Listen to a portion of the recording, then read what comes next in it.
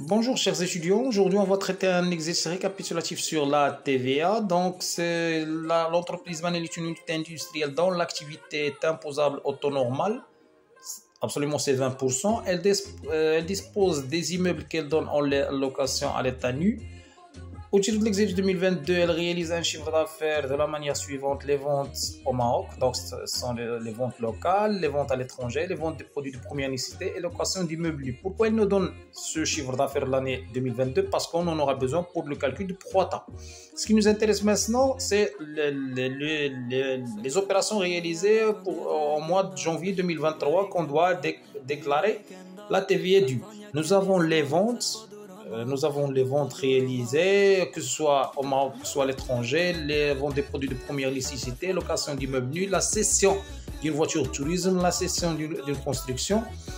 Et aussi, nous avons les achats, que ce soit les achats de fourniture, les achats de matières premières, les frais, toutes sortes de frais. Nous avons aussi l'acquisition aussi d'une voiture de tourisme et l'acquisition d'une machine.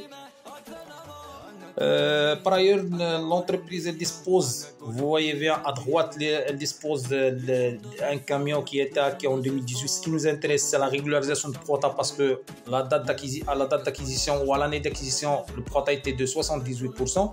Une machine A qui a été acquise en 2014, le prota applicable c'est 92,5%. Et une machine B achetée en 2019, le prota à cette époque était de 95%. Pour le travail à faire, c'est calculer le prorata de déduction applicable pour l'exercice 2023, calculer la TVA due pour le mois de janvier 2023, sachant qu'il y a un crédit TVA du mois de décembre 2022 de 35 200.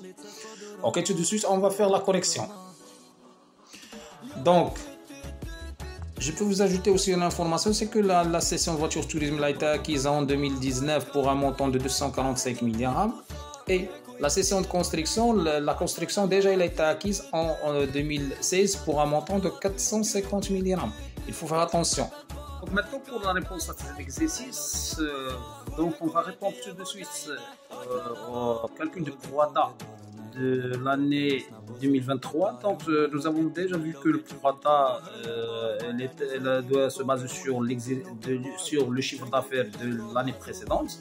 Donc on va aller sur le chiffre d'affaires au Maroc et le chiffre d'affaires à l'étranger. On doit tout d'abord calculer le chiffre d'affaires au Maroc en TTC et en même temps le chiffre d'affaires exonéré plus la TVA fictive, c'est-à-dire la TVA de ce chiffre d'affaires exonéré.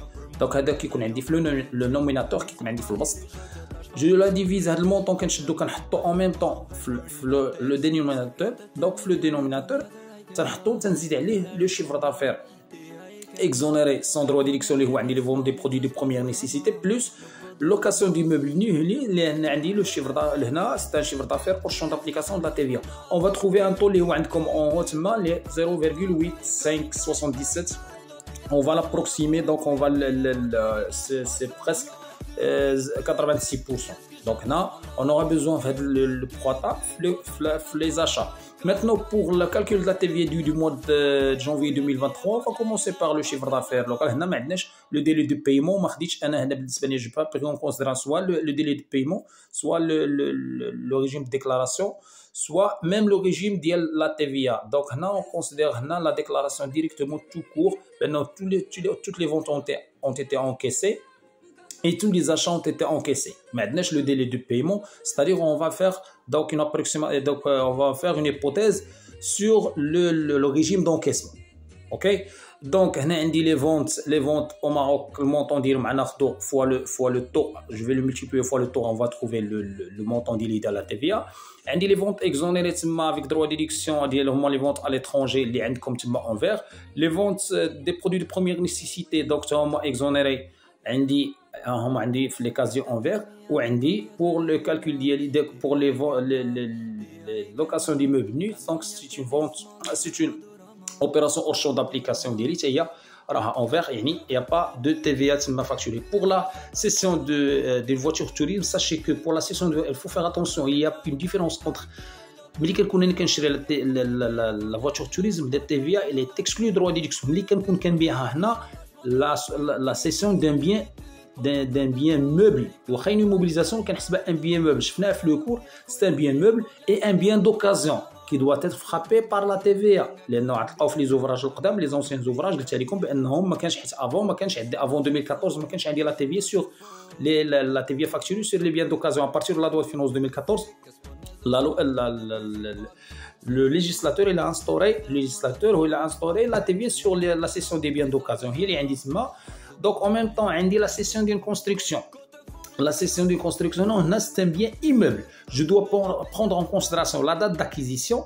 علاش انا خصو يدوز عندي 10 سنين obligé sinon غنقول لكم واش غادي نديرو و en même temps تمشي لا فالور ديال لاكيزيسيون. علاش انا هي اللي كانت عندي التي ديالها ديدويت في لاني دو ريفيرونس اللي هي لاني داكيزيسيون. هنا لو بيان n'a pas non il a seulement elle est restée en actif seulement 8 ans. Donc, j'ai 2 années restant à courir. Je dois reverser à l'État le montant d'idéal, le 2 sur 10 de la TVA. On va calculer 450 000. Voilà la valeur d'acquisition.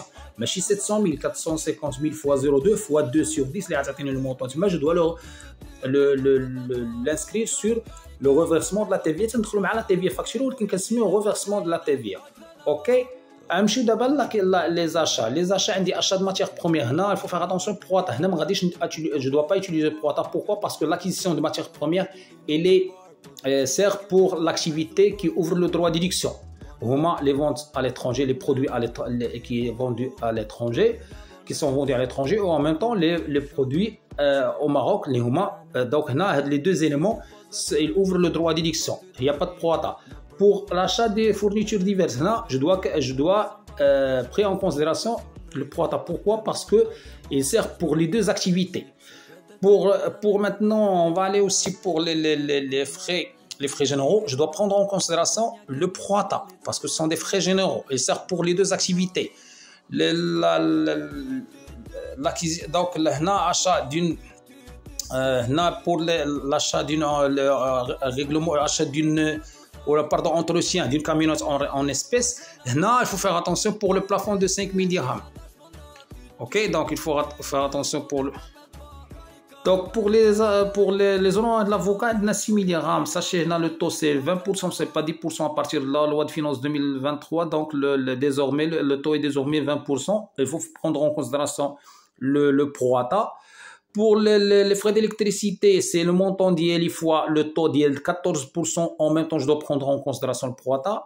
Les frais de téléphone réglés en espèces ici, le montant est 4600 hors taxe. Donc, en TTC, il 5520. Il faut faire attention. Donc, je dois prendre seulement le montant d'IL 5000 dirhams TTC. Je le divise en 6 fois le prorata. La suite, les frais de déplacement ou les frais de mission le directeur commercial, donc ils sont exclus des frais du droit à déduction. Les agents bancaires, donc le taux c'est 10%, donc le montant fois le taux c'est 10%, il faut prendre en considération en même temps le prorata. Pour l'acquisition d'une voiture tourisme, elle est exclue de droit à déduction. L'acquisition d'une machine, il faut faire attention ici, c'est que la machine, elle sert à fabriquer des produits pour les activités qui ouvrent le droit de déduction. Les ventes au Maroc et les ventes à l'étranger. Les produits de première nécessité. Il y a la commercialisation, la production. Donc, l'acquisition de la machine. Quand on a un camion, oui, qui transporte le camion, qui transporte aussi bien les produits qui ouvrent les activités qui ouvrent le droit de déduction et les produits dans les activités qui n'ouvrent pas le droit de déduction. Donc, la machine, elle sert seulement pour les activités qui ouvrent le droit de déduction, donc je ne dois pas prendre en considération le prorata. Maintenant, il nous reste la régularisation du prorata, l'acquisition, les éléments, l'acquisition d'idéal. Un camion flactif, déjà un camion flactif, c'est pas une acquisition, quand on dit un camion flactif qui a été acquis depuis 2018, donc le prorata de déduction il a été acquis pour un montant de 220 millions, le prorata c'était pour 78%.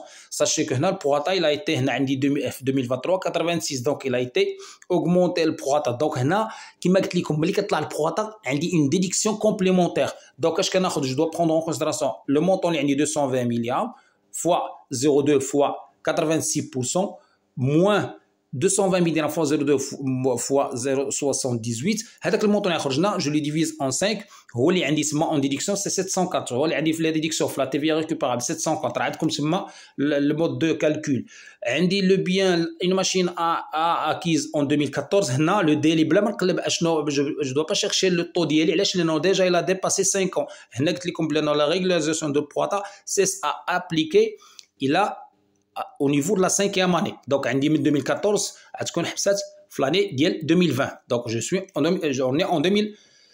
on est en 2023.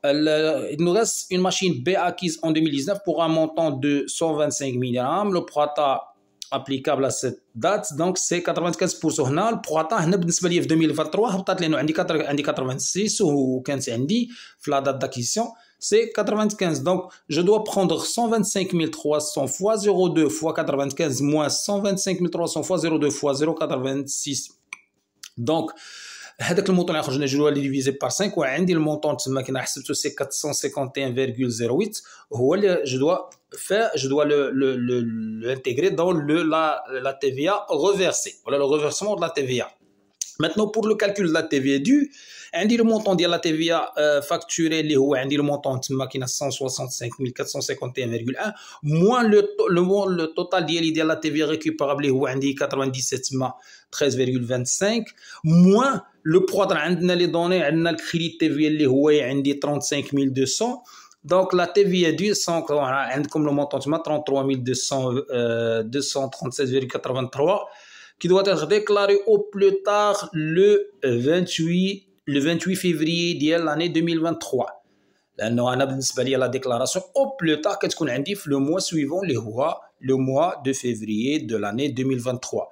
Il faut bien réviser. Donc هنا عندي les éléments ساهلين كنحسب la TVA كنحسب البواطة ديالي تنحسب la TVA facture ديالي. Je dois calculer aussi عاوتاني les éléments ديالي ديال la TVA récupérable. Je dois faire attention في la régularisation ديال البواطة و la régularisation ديال les éléments ديال TVA. وهذا هو les éléments je dois faire attention. Donc, à partir de la séance prochaine, Inch'Allah, on va commencer par l'IS, l'impôt sur les sociétés. D'ici là, je vous souhaite bon week-end. Merci.